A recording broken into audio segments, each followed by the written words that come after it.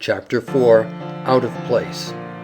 The high prize of life, the crowning fortune of a man, is to be born with a bias to some pursuit which finds him in employment and happiness.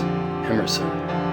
The art of putting the right man in the right place is perhaps the first in the science of government, but the art of finding a satisfactory position for the discontented is the most difficult.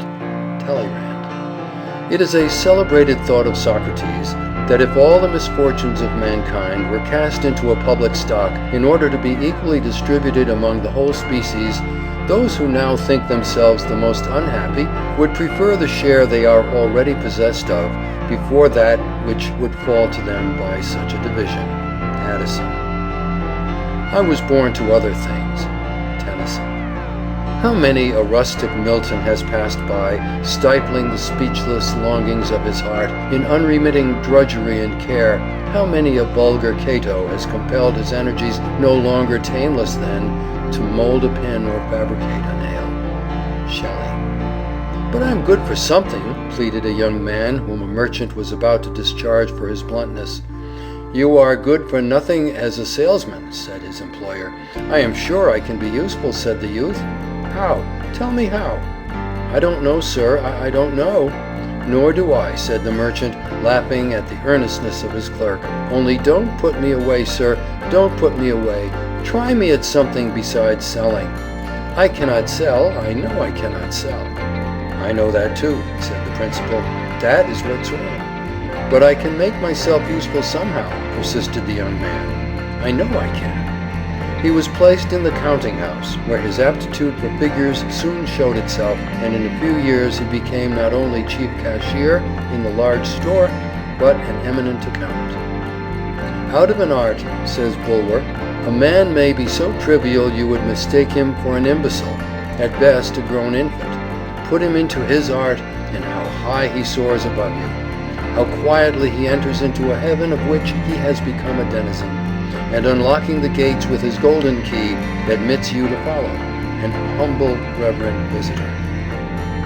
A man out of place is like a fish out of water. Its fins mean nothing, they are only a hindrance. The fish can do nothing but flounder out of its element, but as soon as the fins feel the water, they mean something. 52% of our college graduates studied law, not because in many cases they have the slightest natural aptitude for it, but because it is put down as the proper road to promotion. A man never grows in personal power and moral stamina when out of his place. If he grows at all, it is a narrow, one-sided, stunted growth, not a manly growth. Nature abhors the slightest perversion of natural aptitude or deviation from the sealed orders which accompany every soul into this world. A man out of place is not half a man. He feels unmanned, unsexed. He cannot respect himself, hence he cannot be respected. You can enter all kinds of horses for a race, but only those which have natural adaptation for speed will make records. The others will only make themselves ridiculous by their lumbering, unnatural exertions to win. How many truck and family horse lawyers make themselves ridiculous by trying to speed on the law track, where courts and juries only laugh at them? The effort to redeem themselves from scorn may enable them by unnatural exertions to become fairly passable, but the same efforts along the line of their strength or adaptation would make them kings in their line. Jonathan, said Mr. Chase, when his son told of having nearly fitted himself for college, thou shalt go down to the machine shop on Monday morning. It was many years before Jonathan escaped from the shop to work his way up to the position of a man of great influence as a United States Senator from Rhode Island. Galileo was sent to the university at Pisa at 17 with the strict injunction not to neglect medical subjects for the alluring study of philosophy or literature. But when he was 18, he discovered the great principle of the pendulum by a lamp left swinging in the cathedral. John Adams' father was a shoemaker. Trying to teach his son the art, gave him some uppers to cut out by a pattern which had a three-cornered hole in it to hang it up by. The future statesman followed the pattern, hole and all. There is a tradition that Tennyson's first poems were published at the instigation of his father's coachman. His grandfather gave the lad 10 shillings for writing an elegy on his grandmother. As he handed it to him, he said, "There, that's the first money you ever earned by your poetry, and take my word for it, it will be the last." Murillo's mother had marked her boy for a priest, but nature had already laid her hand upon him and marked him for her own. His mother was shocked on returning from church one day to find that the child had taken down the sacred family picture, Jesus and the Lamb, and had painted his own hat on the Savior's head and had changed the lamb into a dog. The poor boy's home was broken up, and he started out on foot and alone to seek his fortune. All he had was courage and determination to make something of himself. He not only became a famous artist, but a man of great character. "Let us people who are so uncommonly clever and learned," says Thackeray, "have a great tenderness and pity for the folks who are not endowed with the prodigious talents which we have. I have always had a regard for dunces. Those of my own school days were among the pleasantest of the fellows, and have turned out by no means the dullest in life, whereas many a youth who could turn off Latin hexameters by the yard and construe Greek quite glibly is no better than a feeble prig now, with not a pennyworth more brains than were in his head before his beard grew." In the winter of 1824, there set in a great flood upon the town of Sidmouth. The tide rose to a terrible height. In the midst of this sublime and terrible storm, Dame Partington, who lived upon the beach, was seen at the door of her house with mop and pattens, trundling her mop, squeezing out the sea water, and vigorously pushing away the Atlantic Ocean.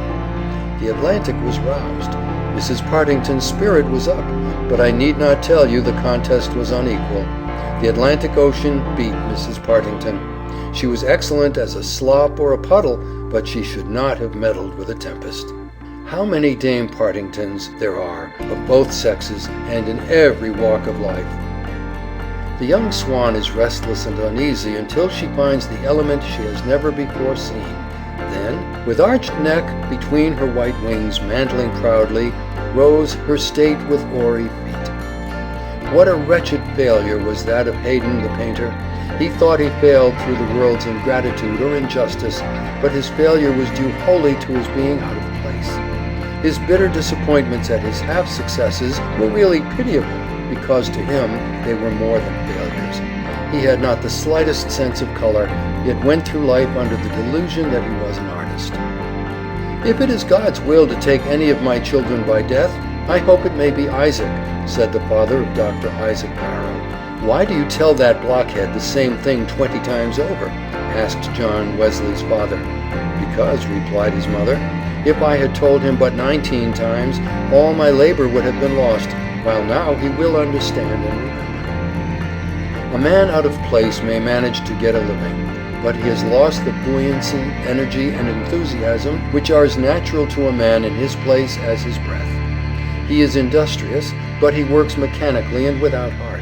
It is to support himself and family, not because he cannot help it. Dinner time does not come 2 hours before he realizes it. A man out of place is constantly looking at his watch and thinking of his salary. If a man is in his place, he is happy, joyous, cheerful, energetic, fertile in resources. The days are too short for him. All his faculties give their consent to his work, say yes to his occupation. He is a man. He respects himself and is happy because all his powers are at play in their natural sphere. There is no compromising of his faculties, no cramping of legal acumen upon the farm, no suppressing of forensic or rhetorical powers at the shoemaker's bench, no stifling of exuberance of physical strength, of visions of golden crops and blooded cattle amid the loved country life in the dry clergyman's study, composing sermons to put the congregation to sleep. To be out of place is demoralizing to all the powers of manhood. We can't cheat nature out of her aim. If she has set all the currents of your life toward medicine or law, you will only be a botch at anything else. Willpower and application cannot make a farmer of a born painter any more than a lumbering draft horse can be changed into a racehorse. When the powers are not used along the line of their strength, they become demoralized, weakened, deteriorated. Self-respect, enthusiasm, and courage ooze out. We become half-hearted and success is impossible. Scott was called the Great Blockhead while in Edinburgh College. Grant's mother called the future general and president Useless Grant because he was so unhandy and dull. Erskine had at length found his place as a lawyer. He carried everything before him at the bar. Had he remained in the Navy, he would probably never have been heard of. When elected to Parliament, his lofty spirit was chilled by the cold sarcasm and contemptuous indifference of Pitt, whom he was expected by his friends to annihilate. But he was again out of his place. He was shorn of his magic power, and his eloquent tongue faltered from a consciousness of being out of his place. Gould failed as a storekeeper, tanner and surveyor, and civil engineer, before he got into a railroad office where he struck his gait.